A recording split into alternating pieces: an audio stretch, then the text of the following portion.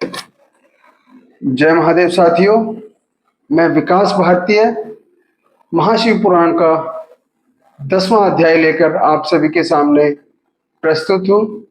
अध्याय 10 में शिवलिंग की स्थापना, उसके लक्षण और पूजा की विधि का वर्णन इस अध्याय में बताया गया है तथा मोक्ष कैसे प्राप्त किया जा सकता है। ऋषियों ने पूछा, सूत जी, शिवलिंग की स्थापना कैसे करनी चाहिए, उसका लक्षण क्या है तथा उसकी पूजा कैसे करनी चाहिए, किस देश काल में करनी चाहिए और किस द्रव्य के द्वारा उसका निर्माण होना चाहिए। सूत जी ने कहा, महर्षियों, मैं तुम लोगों के लिए इस विषय का वर्णन करता हूँ। ध्यान देकर सुनो और समझो। अनुकूल एवं शुभ समय में किसी पवित्र तीर्थ में, नदी आदि के तट पर अपनी रुचि के अनुसार ऐसी जगह शिवलिंग की स्थापना करनी चाहिए जहाँ नित्य पूजन हो सके। पार्थिव द्रव्य से, जलमय द्रव्य से अथवा तेजस पदार्थ से अपनी रुचि के अनुसार कल्पोक्त लक्षणों से युक्त शिवलिंग का निर्माण करके उसकी पूजा करने से उपासक को उस पूजन का पूरा पूरा फल प्राप्त होता है।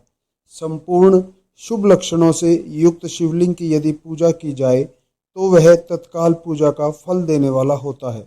यदि चल प्रतिष्ठा करनी हो तो इसके लिए छोटा सा शिवलिंग अथवा विग्रह श्रेष्ठ माना जाता है, और यदि अचल प्रतिष्ठा करनी हो तो स्थूल शिवलिंग अथवा विग्रह अच्छा माना गया है। उत्तम लक्षणों से युक्त शिवलिंग की पीठ सहित स्थापना करनी चाहिए।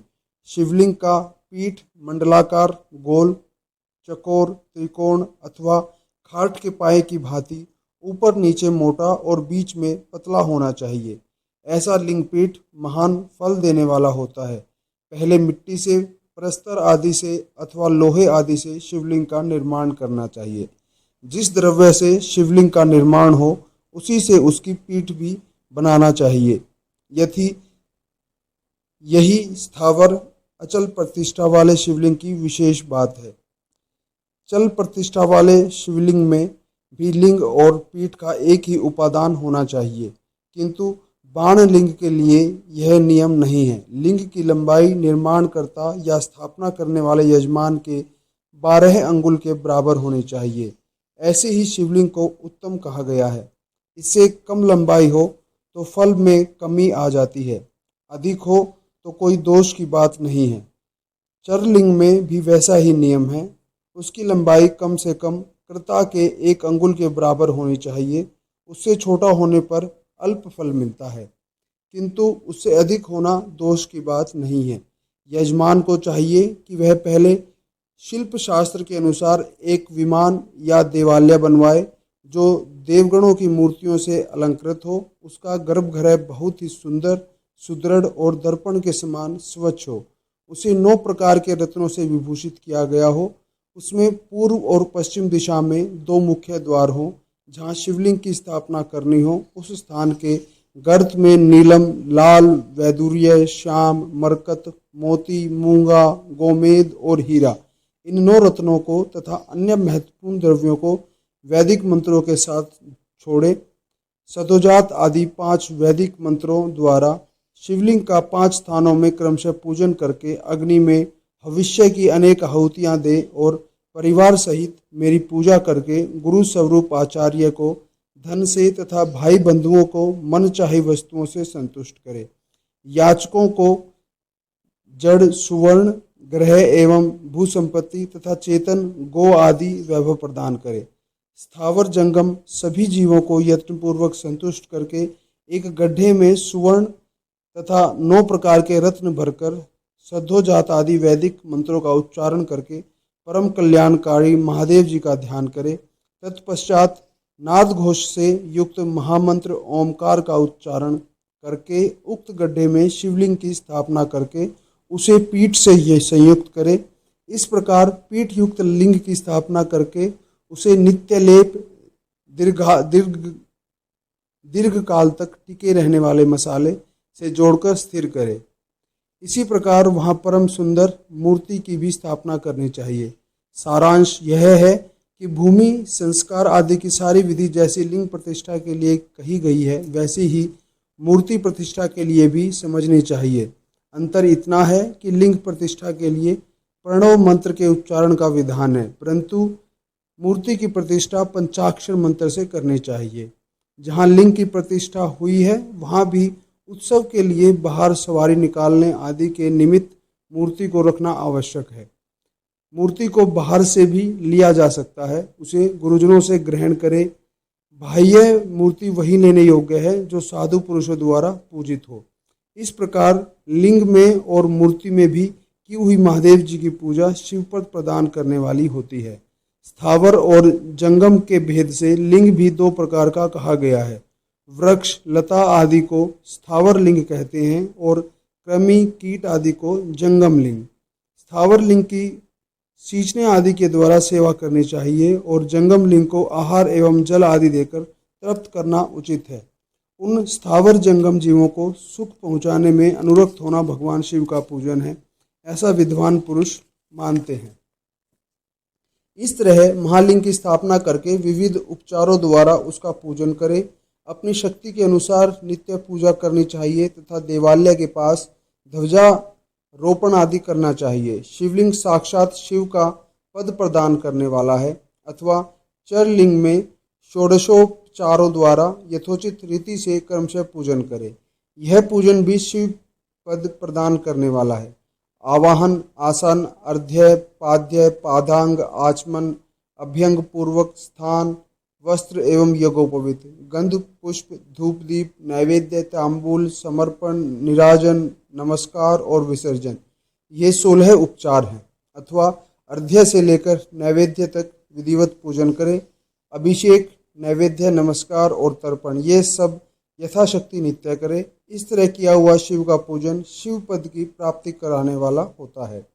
अथवा किसी मनुष्य के द्वारा स्थापित शिवलिंग में, ऋषियों द्वारा स्थापित शिवलिंग में, देवताओं द्वारा स्थापित शिवलिंग में, अपने आप प्रकट हुए स्वयंभू लिंग में तथा अपने द्वारा नूतन स्थापित हुए शिवलिंग में भी उपचार समर्पण पूर्वक जैसे तैसे पूजन करने से या पूजन की सामग्री देने से भी मनुष्य ऊपर जो कुछ कहा गया है वह सारा फल प्राप्त कर लेता है। क्रमशः परिक्रमा और नमस्कार करने से भी शिवलिंग शिवपद की प्राप्ति कराने वाला होता है। यदि नियम पूर्वक शिवलिंग का दर्शन मात्र कर लिया जाए तो वह भी कल्याणप्रद होता है। मिट्टी, आटा, गाय के गोबर, फूल, कनेर, पुष्प, फल, गुड़, मक्खन, भस्म अथवा अन्न से भी अपनी रुचि के अनुसार शिवलिंग बनाकर तदनुसार उसका पूजन करे। अथवा प्रतिदिन 10,000 प्रणव मंत्र का जप करे अथवा दोनों संध्याओं के समय एक एक सहस्त्र प्रणव का जप किया करे। यह कर्म भी शिवपद की प्राप्ति कराने वाला है, ऐसा जानना चाहिए। जप काल में मकारांत प्रणव का उच्चारण मन की शुद्धि करने वाला होता है। समाधि में मानसिक जप का विधान है तथा अन्य सब समय भी उपांशु जप ही करना चाहिए। नाद और बिंदु से युक्त ओमकार के उच्चारण को विद्वान पुरुष समान प्रणव कहते हैं। यदि प्रतिदिन आदर पूर्वक 10,000 पंचाक्षर मंत्र का जप किया जाए अथवा दोनों संध्याओं के समय एक एक सहस्त्र का ही जप किया जाए तो उसे शिव पद की प्राप्ति कराने वाला समझना चाहिए। ब्राह्मणों के लिए आदि में प्रणव से युक्त पंचाक्षर मंत्र अच्छा बताया गया है।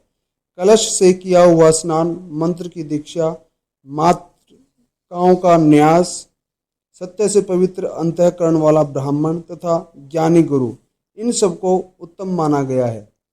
द्विजों के लिए नमः शिवाय के उच्चारण का विधान है। द्विजेतरों के लिए अंत में नमः पद के प्रयोग की विधि ही अर्थात वे शिवाय नमः इस मंत्र का उच्चारण करें।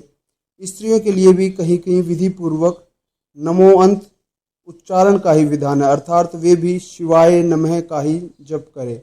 कोई कोई ऋषि ब्राह्मण की स्त्रियों के लिए नमः पूर्वक शिवाय के जप की अनुमति देते हैं, अर्थात वे नमः शिवाय का जप करें। पंचाक्षर मंत्र का 5 करोड़ जप करके मनुष्य भगवान सदाशिव के समान हो जाता है। 1, 2, 3 अथवा 4 करोड़ का जप करने से क्रमशः ब्रह्मा, विष्णु, रुद्र तथा महेश्वर का पद प्राप्त होता है। अथवा मंत्र में जितने अक्षर हैं उनका पृथक पृथक 1-1 लाख जप करे अथवा समस्त अक्षरों का एक साथ ही जितने अक्षर हों उतने लाख जप करे। इस तरह के जप को शिव पद की प्राप्ति कराने वाला समझना चाहिए। यदि 1000 दिनों में प्रतिदिन 1 सहस्त्र जप के क्रम से पंचाक्षर मंत्र का 10 लाख जप पूरा कर लिया जाए और प्रतिदिन ब्राह्मण भोजन कराया जाए तो उस मंत्र से अभिष्ट कार्य की सिद्धि होने लगती है। ब्राह्मण को चाहिए कि वह प्रतिदिन प्रातःकाल 1008 बार गायत्री का जप करे। ऐसा होने पर गायत्री क्रमशः शिव का पद प्रदान करने वाली होती है। वेद मंत्रों और वैदिक सूक्तों का भी नियम पूर्वक जप करना चाहिए। वेदों का पारायण भी शिव पद की प्राप्ति कराने वाला है, ऐसा जानना चाहिए। अन्यान्य जो बहुत से मंत्र हैं उनका भी जितने अक्षर हों उतने लाख जप करें। इस प्रकार जो यथाशक्ति जप करता है वह क्रमशः शिवपद प्राप्त कर लेता है। अपनी रुचि के अनुसार किसी एक मंत्र को अपनाकर मृत्यु पर्यंत प्रतिदिन उसका जप करना चाहिए अथवा ओम इस मंत्र का प्रतिदिन 1 सहस्त्र जप करना चाहिए। ऐसा करने पर भगवान शिव की आज्ञा से संपूर्ण मनोरथों की सिद्धि होती है। जो मनुष्य भगवान शिव के लिए फुलवाड़ी या बगीचे आदि लगाता है तथा शिव के सेवा कार्य के लिए मंदिर में झाड़ने बुहारने आदि की व्यवस्था करता है, वह इस पुण्य कर्म को करके शिव पद प्राप्त कर लेता है। भगवान शिव के जो काशी आदि क्षेत्र हैं उनमें भक्ति पूर्वक नित्य निवास करे, वह जड़ चेतन सभी को भोग और मोक्ष देने वाला होता है। अतः विद्वान पुरुष को भगवान शिव के क्षेत्र में आमरण निवास करना चाहिए। पुण्य क्षेत्र में स्थित बावड़ी, कुआं और पोखरे आदि को शिव गंगा समझना चाहिए। भगवान शिव का ऐसा ही वचन है। वहाँ स्नान, दान और जप करके मनुष्य भगवान शिव को प्राप्त कर लेता है। अतः मृत्यु पर्यंत शिव के क्षेत्र का आश्रय लेकर रहना चाहिए। जो शिव के क्षेत्र में अपने किसी मृत संबंधी का दाह, दशा, मासिक श्राद्ध, सपिंडीकरण अथवा वार्षिक श्राद्ध करता है अथवा कभी भी शिव के क्षेत्र में अपने पितरों को पिंड देता है, वह तत्काल सब पापों से मुक्त हो जाता और अंत में शिव पद पाता है। अथवा शिव के क्षेत्र में 7, 5, 3 या 1 ही रात निवास कर ले, ऐसा करने से भी क्रमशः शिव पद की प्राप्ति होती है। लोक में अपने अपने वर्ण के अनुसार सदाचार का पालन करने से भी मनुष्य शिव पद को प्राप्त कर लेता है। वर्णानुकूल आचरण से तथा भक्ति भाव से वह अपने सत्कर्म का अतिशय फल पाता है। कामना पूर्वक किए हुए अपने कर्म के अभिष्ट फल को शीघ्र ही पा लेता है। निष्काम भाव से किया हुआ सारा कर्म साक्षात शिव पद की प्राप्ति करने वाला होता है। दिन के 3 विभाग होते हैं, प्रातः, मध्याह्न और सायाह्न। इन तीनों में क्रमशः एक एक प्रकार के कर्म का संपादन किया जाता है। प्रातः काल को शास्त्र विहित नित्य क्रम के अनुष्ठान का समय जानना चाहिए। मध्याह्न काल सकाम कर्म के लिए उपयोगी है तथा सायकाल शांति कर्म के उपयुक्त है, ऐसा जानना चाहिए। इसी प्रकार रात्रि में भी समय का विभाजन किया गया है। रात्र के 4 पहरों में से जो बीच के 2 प्रहर हैं उन्हें निश्चित काल कहा गया है। विशेषतः उसी काल में ही भगवान शिव की पूजा अभिष्ट फल को देने वाली होती है। ऐसा जानकर कर्म करने वाला मनुष्य यथोक्त फल का भागी होता है। विशेषतः कलयुग में कर्म से ही फल की सिद्धि होती है। अपने अपने अधिकार के अनुसार ऊपर कहे गए किसी भी कर्म के द्वारा शिवाराधन करने वाला पुरुष यदि सदाचारी है और पाप से डरता है तो वह उन कर्मों का पूरा फल अवश्य प्राप्त कर लेता है। ऋषियों ने कहा, सूत जी, पुण्य क्षेत्र कौन कौन से हैं जिनका आश्रय लेकर सभी स्त्री पुरुष शिव पद प्राप्त कर लें, यह हमें संक्षेप से बताइए।